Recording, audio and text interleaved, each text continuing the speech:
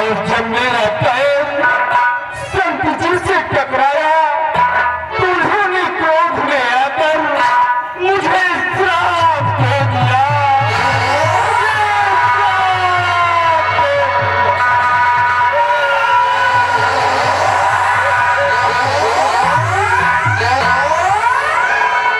लेकिन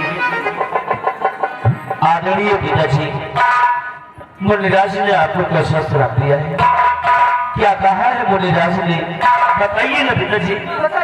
हाँ बेटा, उन्होंने कहा कि जो तुम्हारा राजपाट सब तहस नहस हो जाएगा, तुम्हारा सर्वनाश हो जाएगा, तुम्हारा सर्वनाश।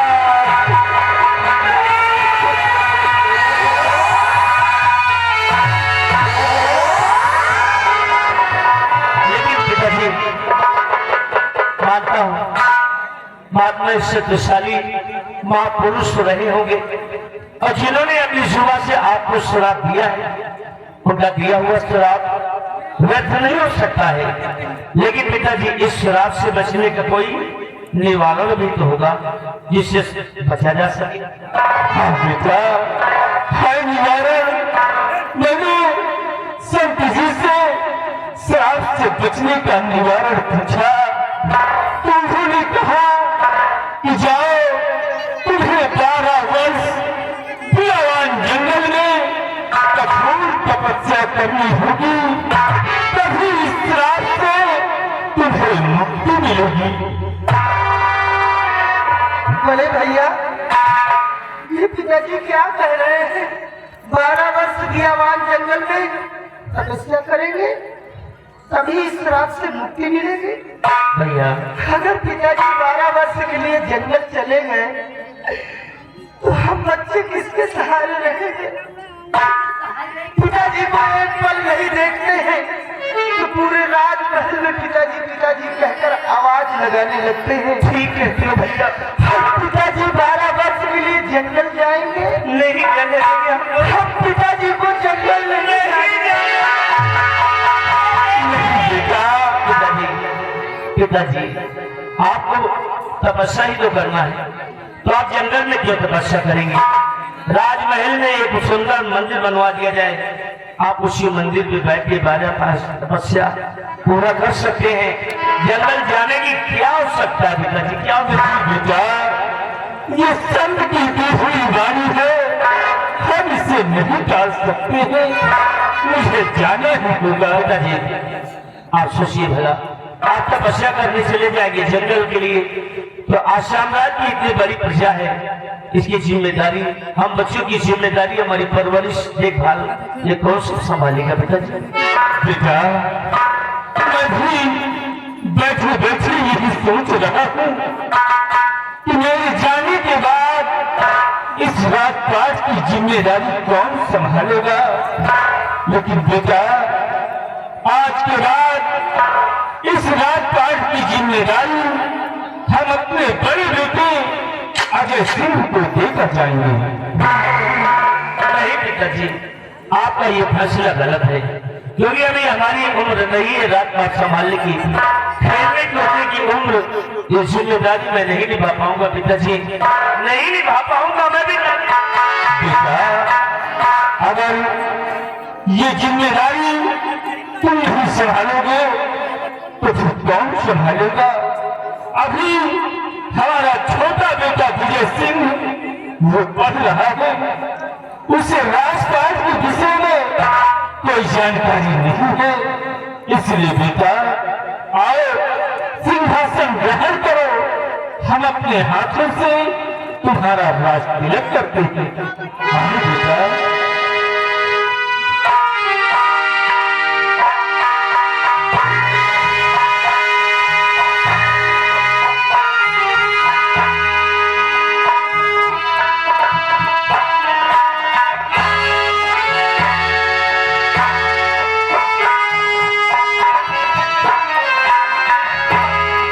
महाराज अजय प्रताप सिंह जी,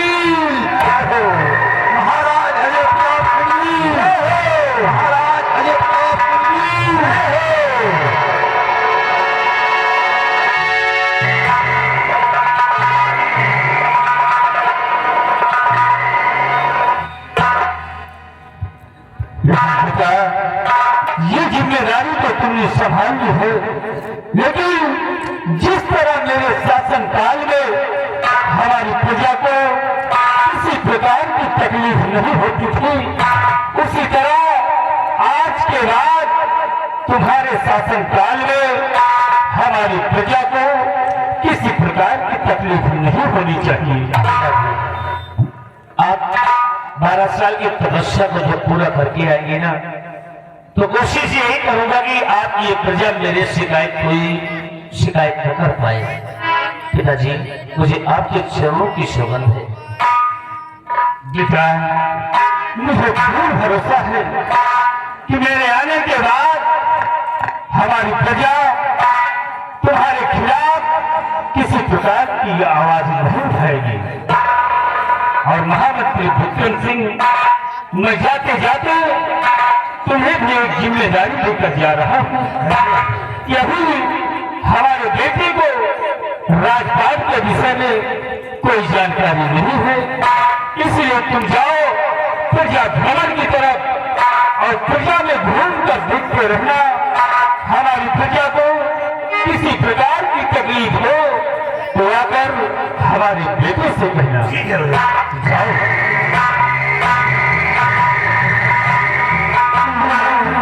और बहुरानी, सामने आओ। मैं जाते जाते तुम्हें भी एक जिम्मेदारी देकर जा रहा हूँ कि तुम हमारे बच्चों की भाभी ना हो, और भाभी ना एक माँ के समान होती है, इसलिए मेरे जाने के बाद हमारे बच्चों को किसी प्रकार की तकलीफ नहीं होनी चाहिए। चिंता बिल्कुल न करें पिताजी। और बेटी पिंकी, तुम क्यों खड़ी खड़ी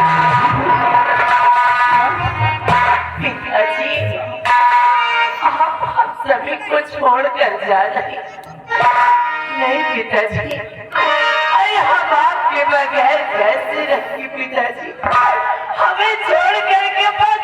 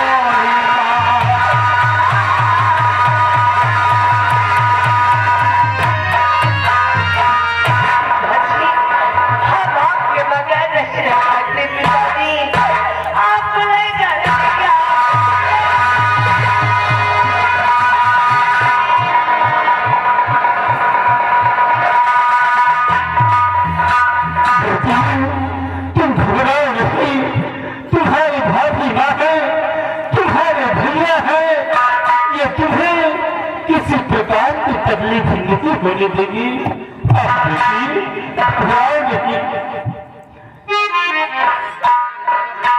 और ये आसाम राज्य की राजधानी मैं जाते जाते तुम्हें आखिरी प्रणाम कर रहा हूँ।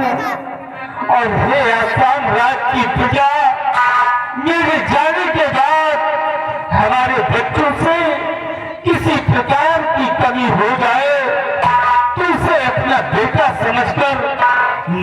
कर देना, माफ कर देना। और अब है प्रणाम, और अब है प्रणाम तुम्हें राजधानी, अब है प्रणाम।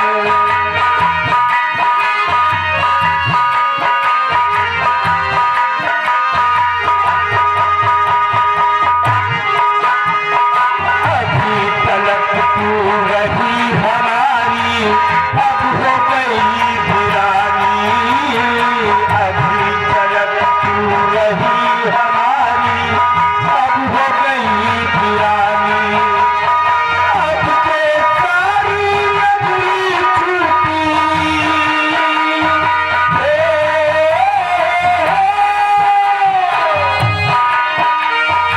अब के सारी नगरी छूटी, छूट राजधानी, अब है प्रणाम तुम्हें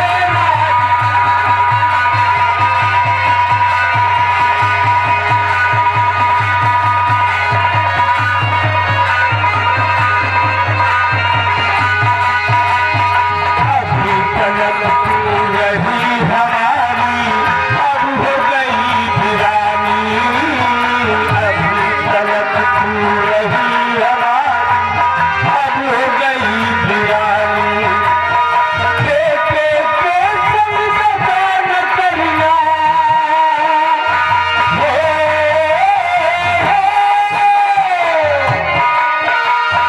बेटे के संग सदा न करना, रखना याद हमारी, अब है प्रणाम तुम्हें राजधानी।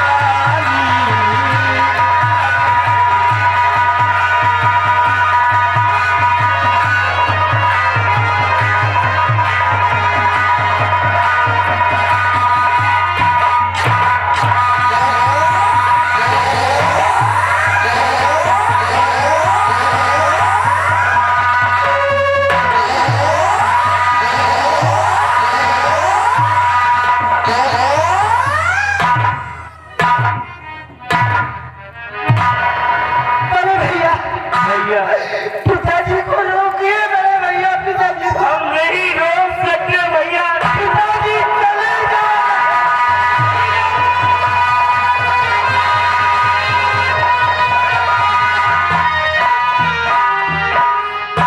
भैया देखो पिताजी को जाना ही ठीक था, क्योंकि अगर पिताजी को श्राप से छुटकारा पाना है तो यही एक रास्ता था।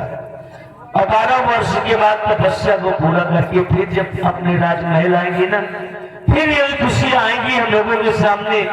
लेकिन तब तक के लिए जिम्मेदारी मुझे संभालना है, क्योंकि मैं परिवार का बड़ा हूँ। इसलिए पिताजी ने ये जिम्मेदारी मुझे सौंपा है। और भैया तुम किसी बात की चिंता मत करना, किसी बात की चिंता मत करना, सब कुछ हम संभाल लेंगे। तारा रानी इधर आइए। कहिए क्या है? देखो मैं तुम्हें भी एक बात बताना चाहता हूँ, जिम्मेदारी को निभाने के लिए तुम्हें मेरा साथ देना पड़ेगा, क्योंकि तुम मेरी पत्नी हो, सुख दुख की साथी। इसीलिए तुम्हें सिर्फ यही करना है कि देखो ये मेरा भाई विजय है, मेरी बहन पिंकी है।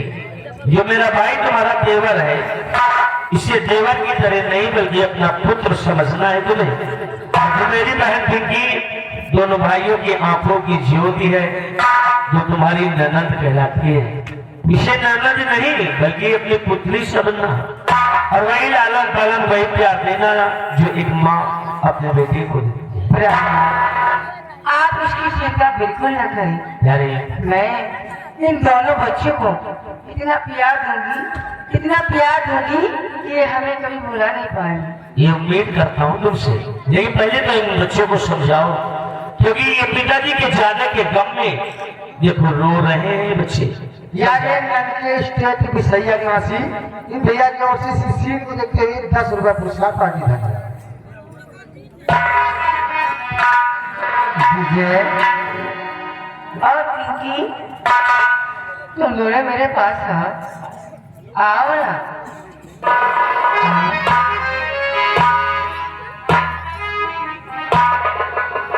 मैं तुम दोनों की एक बात बताऊं,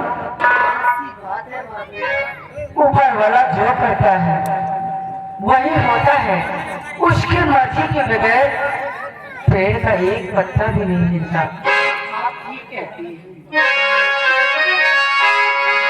हो जाते ढलती नहीं, फूल भी निकलता नहीं, उसके मर्ज बिना पत्ता हिलता नहीं। रौजता है वही तो बोला है, रौजता है वही तो बोला है। आदमी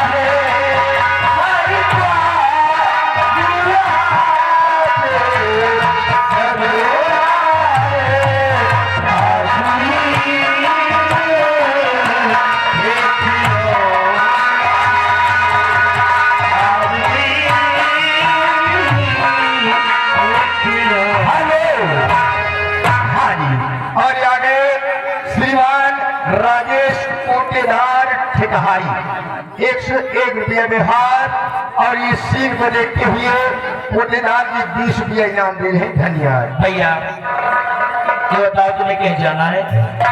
जी बड़े भैया, कहाँ जाना है? स्कूल जाने का वक्त हो गया है। बिल्कुल राइट भैया, भैया जाओ मन लगा करके पढ़ाई करो और किसी बात की चिंता मत करना, क्योंकि इम्तिहान सर पे है और मैं चाहता हूँ कि जिस तरह पिताजी के समझ तुम्हारा रिजल्ट फर्स्ट नंबर ज्यादा था, अच्छे अंक लेकर के आते थे तुम, उसी तरह इस वर्ष भी जब तुम्हारा रिजल्ट मेरे पास आए ना, फर्स्ट नंबर से होना चाहिए। अगर भाई या बहन कोई भी एक भी अंक कम लाया तो भाई मैं यही समझूंगा कि मेरी जिम्मेदारी में कोई कमी रह गई है, तभी ऐसा हुआ है। उसे ले जाओ, मन लगा करके पढ़ाई करो, अच्छे नागरिक बनो, अच्छे छात्र बनो, ताकि दुनिया में पिताजी का नाम हो और मेरा भी नाम हो। कितने अच्छे विचार हैं आपके। आगे चिंटू पटेल भैया, इन भैया की ओर से इसी परिवार को खुश होते हुए देखते हुए 21 रुपए का पुरस्कार पार्टी धन्यवाद है। पिंकी मेरी बहन, देखा तूने बड़े भैया की हिदायत जी कि हमें किसी और काम पर ध्यान ना देकर सिर्फ पढ़ाई पर ही ध्यान देना है, समझ गई? जी बिल्कुल। ताकि जिस तरह से पिताजी के सामने अपना रिजल्ट फर्स्ट नंबर से लेकर आते थे, उसी प्रकार बड़े भैया के समक्ष भी अपना रिजल्ट फर्स्ट नंबर से लेकर आए, ताकि बड़े भैया ये न समझे कि पिताजी नहीं है तो हमारे भाई बहन पढ़ने में कमजोर हो गए। नहीं कह रहे हैं आप, समझ गई? जी भैया। कितने अच्छे हमारे बड़े भैया, कितना ख्याल रखते हैं हमारा और हमारी बहन का। ईश्वर से प्रार्थना है कि मेरे जैसे भैया सबको मिले। इतनी बड़ी जिम्मेदारी अपने सर पर ले लिए हैं। पिताजी चले गए हैं 12 वर्ष हियावान जंगल में तपस्या करने। सारा बोझ, राज की जिम्मेदारी सब बड़े भैया के सर पे आ गई। भाभी भी कितनी अच्छी है हमारी। अभी जल्द में ही बड़े भैया की शादी हुई है, नई नवेली दुल्हन हमारे घर में आई है। भाभी हमारी धीरेन्द्र कुमार पटेल, धीरेन्द्र कुमार पटेल यही गांव निवासी घर वाली को 1000 रुपए व्यवहार और साथ में सीसी को देखते हुए 21 रुपए पुरस्कार पार्टी। जितना बोझ हमारे बड़े भैया के सर पर है, उसमें से आधा बोझ हमारी भाभी अपने सर पर ले लेगी। मैं देर से देख रही हूँ, सुन रही हूँ कि आप केवल अपने भैया की तारीफ करे जा रहे हैं। भैया से किसी भी मामले में, किसी भी मायने में मेरी भाभी भी कम नहीं है। भाई वो तो है ही है। हाँ। समझ रहे हैं? एक औरत औरत का ही साथ देगी। भाभी की लड़ाई करो और मैं भैया की लड़ाई करता हूँ। ठीक करो, ठीक करो। के भैया हमारे राम जैसे, अब तुम लड़ाई करो। भैया हमारे राम जैसे, भौजी हमारी सीता, भैया हमारे राम जैसे है। हमारी भौजी सीता जैसी है। भैया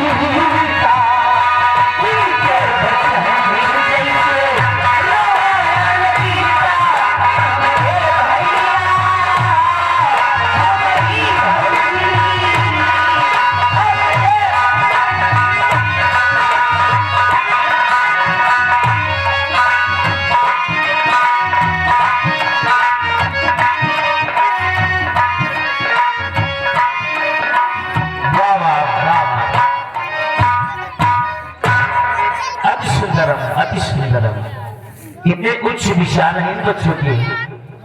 अरे मुझे प्रभु रामचंद्र जी का दर्जा दे रहे हैं और मेरी पत्नी को मां जानकी का दर्जा दे रहे हैं। कितने कितने महान है ये बच्चे, इसी तरह हंसते खेलते रहे, उनकी खुशी में मेरी खुशी। और मेरे दरबार के दरबारी सिपाही महाबली और बिहारी लाल,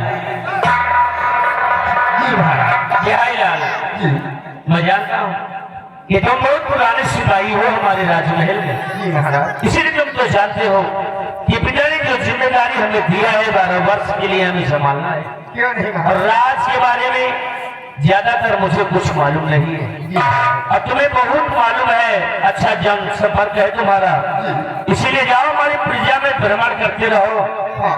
और देखते रहो अगर किसी इंसान को कोई परेशानी होती है, क्योंकि परेशानियों को तुम दूर कर देना, मुझसे पूछने की कोई आवश्यकता नहीं, जा सकते हो।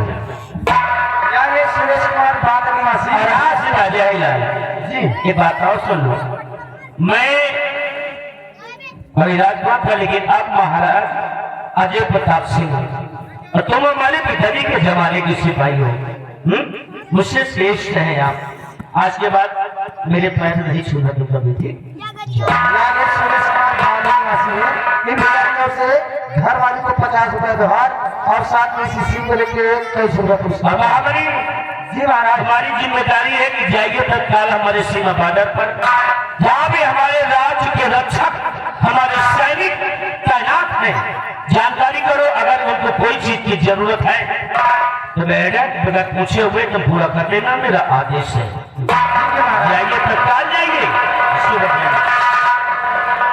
और तारा रानी, देखिए जिम्मेदारी को निभाना है, कोई कमी नहीं आनी चाहिए, इसीलिए तुम और मेरे साथ अपने चलते रूम में बैठकर कुछ विचार करते हैं, कुछ सलाह करते हैं कि किस तरह रात पाठ चलाया जाए, किस तरह प्रजा की जिम्मेदारी को निभाया जाए। ये हमारा तुम्हारा धर्म है। अपने साथ अरे प्यारा, मैं आपसे कुछ पूछना चाहती हूँ। हाँ अरे को प्यारी, क्या पूछना चाहती हो? प्यारा, आज हमारी शादी को कितने दिन हो गए? अरे पगली, इतने जल्दी भूल गई कि शादी की कितने दिन हो गए? अभी कितने दिन हुए हैं? अभी तो तुम्हारे हाथों की मेहंदी भी अच्छी तरह से नहीं साफ हुई है। अरे अपनी शादी के 1 हफ्ते हुए हैं, यानी कि 7 दिन।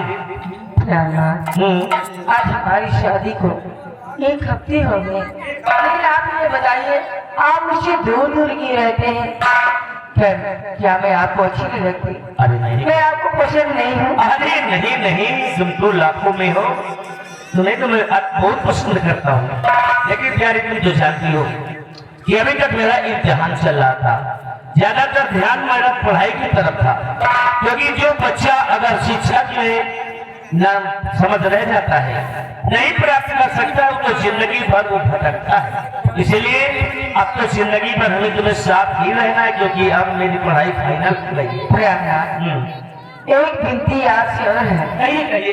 अगर अनजाने में मुझसे कोई भूल हो जाए या कि मुझसे कोई गलती हो जाए तो मुझे क्षमा कर देना, मुझसे कभी आप क्षमा नहीं। तारा रानी, लेकिन गलती की क्षमा योग्य होना चाहिए। कभी अपने जीवन में ऐसी गलती भी नहीं करना जिसकी वजह से हम तुम्हें क्षमा न कर सके, बल्कि तुम्हें सजा देने को मजबूर हो जाए। भगवान न करे कि वो दिन कभी आए। तो जिंदगी भर खुश रहोगी, मौज करोगी। हाँ?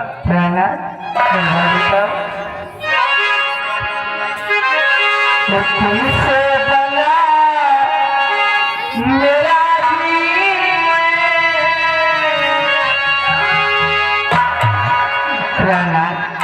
जीवन सिर्फ आप ही के लिए बना, ये दुनिया भी बना। तुमसे बना मेरा जीवन, कर सफर सलोना, तुम मुझसे खफा न होना, कभी मुझसे जुदा न होना।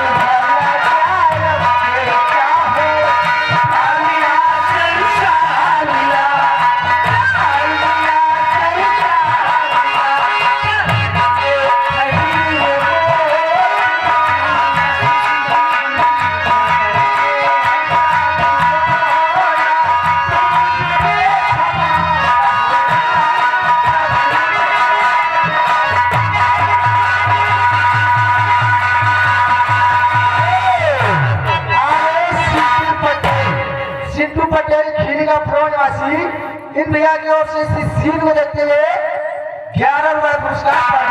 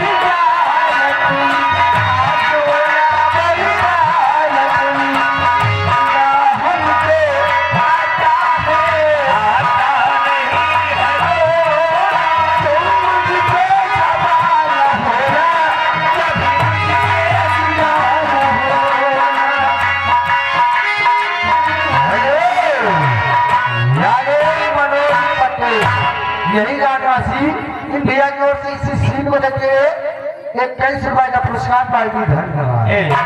आपको अच्छा लग रहा है ना? जो टाइम हो गया बात क्या है? अरे बाप रे बाप। ये आंखों में मोहब्बत है।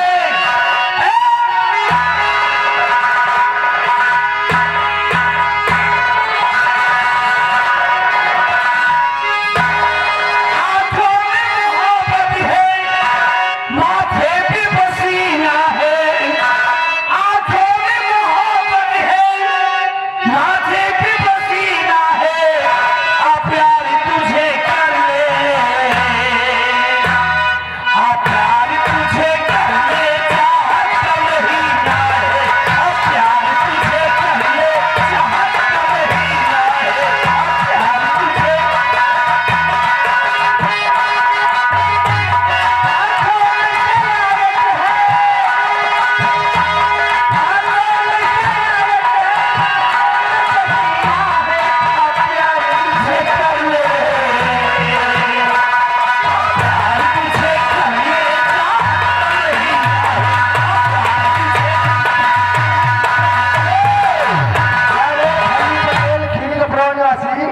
इन भैया की ओर से 11 रुपए इसी सीन को देख के पुरस्कार पार्टी। धन्यवाद।